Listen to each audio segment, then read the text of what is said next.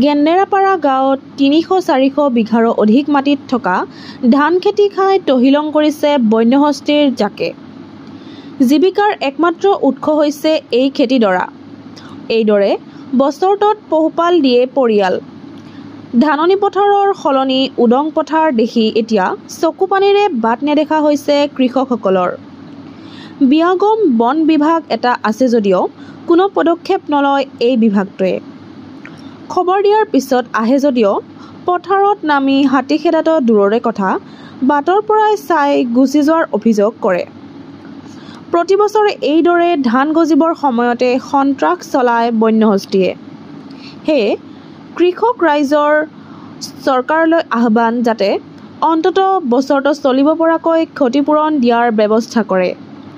ইপিনে হাতী খেদাৰ বাবে বন বিভাগে যোগান নধৰে বোমা লাইট আদি। সেয়ে চৰকাৰে এইসকল কৃষকৰ প্ৰতি কিঞ্চিত সহায়ৰ যোগান নধৰিলে অন্যথা নেখাই মৰিব লাগিব কৃষকৰ পৰিয়াল।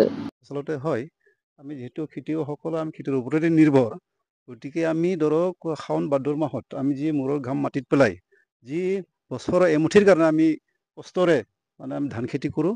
আজি চাওক আমি আঘোণ মাহত হয়তো তেনেকুৱা আমাৰ সোণোৱালী ধানেৰে আমাৰ ঘৰখন উপচি পৰে।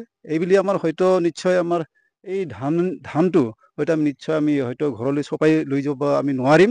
তাৰ কাৰণে আমি খেতিয়কসকলে আমি ধৰক এতিয়া মানে কি কয়, আমি হয়তো বছৰৰ এটা শস্যৰ পৰা আমি বঞ্চিত হ'বলৈ মানে এতিয়া বঞ্চিতৰ আগ পিনে আমি গতি কৰিছোঁ।